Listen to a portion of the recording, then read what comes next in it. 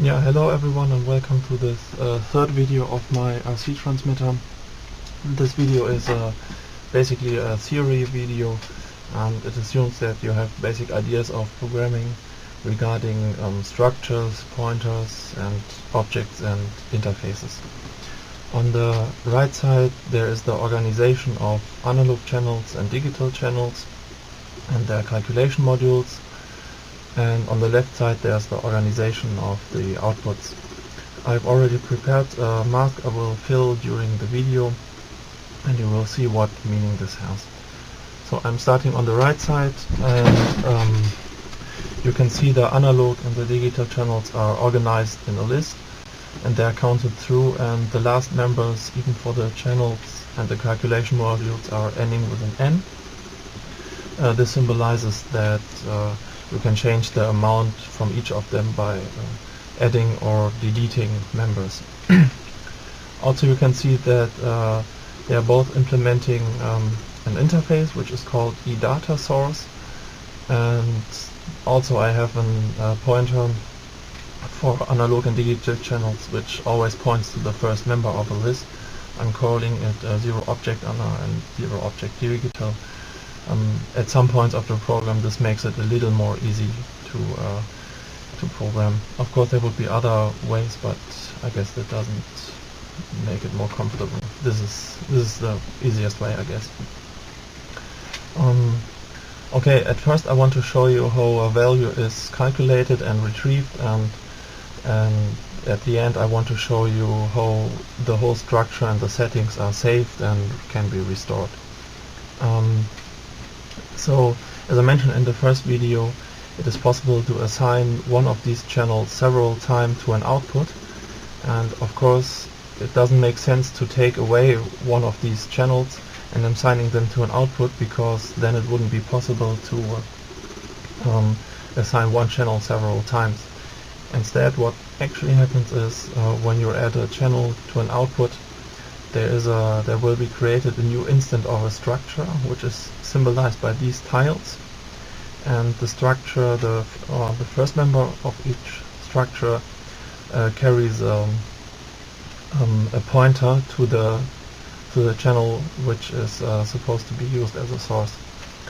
Then the second and the third pointer, the second and the third member of the structure are just pointers from the type of the structure itself to create a list from these to create a list of these structures. To the fourth and the fifth member I'm coming when it's going around the serialization and deserialization process.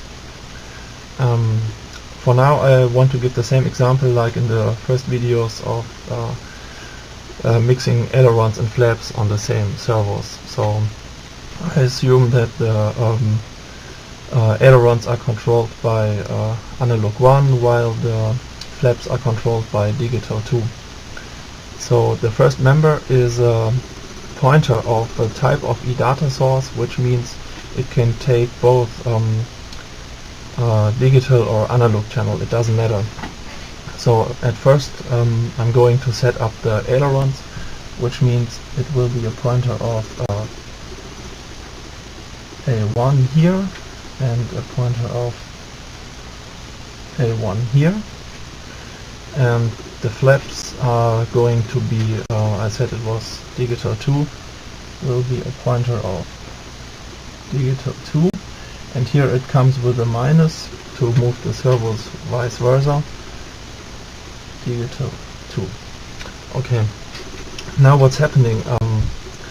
When the application tells the outputs to run, each output is iterating through its members list. So the command comes here to run, and then the output is iterating through, and at first it's going through this pointer to this instance of an analog channel and tell it to run.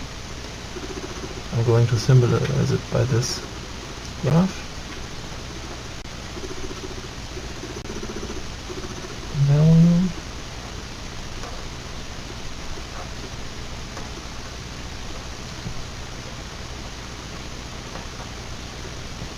And as you can see, the command has a a returning value which is added to the output, and it has a loop argument. And there are two reasons to use this loop argument. This loop argument simply is a value which simply iterates, it increments through its value range, and is fed into each of the channel, and each channel contains an internal compare value. As I said, there are two reasons for this. The first reason is, as you can see, I have assigned an address of analog channel 1 twice, one for output 1 and one for output 2. And of course, if I'm going to do the same calculation with the same input, it will result in the same output. So it's a waste of processing time doing the same calculation twice. So there are two possibilities. If the analog channel sees that the argument loop, the input argument, is different to the compared value, it's doing all the calculation. If it sees it's the same, it means that it has already done all the calculations with a certain input. So the output will be the same, and in this case all these calculations are skipped and the value is retrieved immediately. This would be the case for output 2 when it's calling it on this address from this structure. And the second and maybe even more important thing is when there is a calculation module which is dependent to time, it would corrupt the time base if the calculation module is called dependent to the assignments you have done to the outputs, and so you would never know what a certain number means you have done to the settings. This is the main reason. Okay, this was how the values are retrieved. And now I'm coming to the serialization and deserialization topic. And there are two challenges. The first is, of course, C++ doesn't come with a built-in serializer, so you have to do everything on your own. And the second challenge is that I'm dealing with different structures, since the amount of members can be changed regarding the amount of channels, and each channel has a different amount of calculation modules. So I need to find a way to store and restore for every model its certain object structure. And the key to this is to create a series of numbers which have a fixed format which can be interpreted during deserialization process. So what I do is, the first number is always an object ID. The second number is if there are any datas, amount of datas, and then if there are datas, they are coming datas. And now it's becoming interesting. The fourth value is the amount of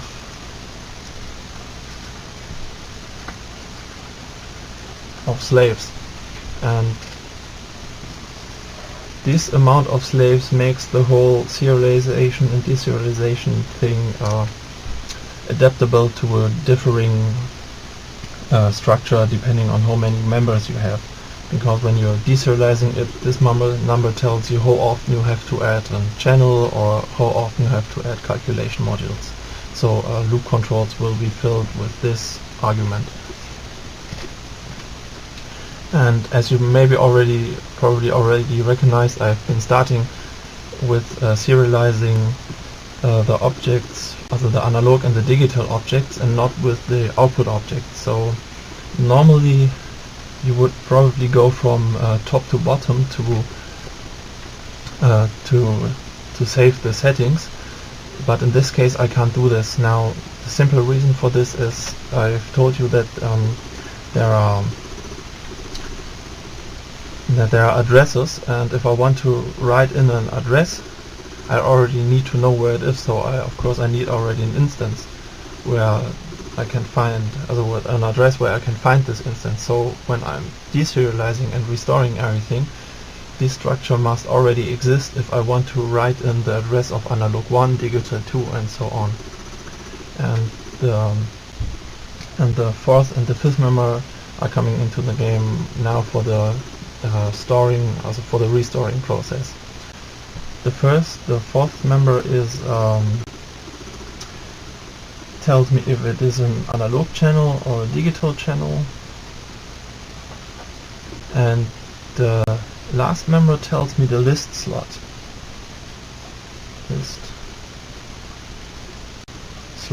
Now the reason for this is when this structure is restored completely, the first decision is do I have to fill in an analog or a digital source, and the next is the list slot. The list slot defines the position of a certain channel in these lists. So this is interesting, for example, for the digital 2 list slot. When it wants to restore this structure and adds the structure, it sees, okay, I need some kind of a digital channel, so it makes a new digital channel, or it makes a new structure, goes to a digital channel, and then it reads in the list slot, and this is the list slot 2. It would be the list slot 2, and so it takes the address from this list member. This is the basic way the restoring is done. I don't give a live demonstration of this. I guess this would be not that interesting, because you would see that I do the configuration, then I reset the transmitter and load the the configuration, and it's doing the same thing like before the reset, so it would be not that spectacular, so I'm going to leave this. Find that you have clicked into this video. Probably the next videos will take a while until they appear. I'm working on some other projects also at the moment, which are coming more and more. So nice that you've watched this video, and hope to see you again. Bye!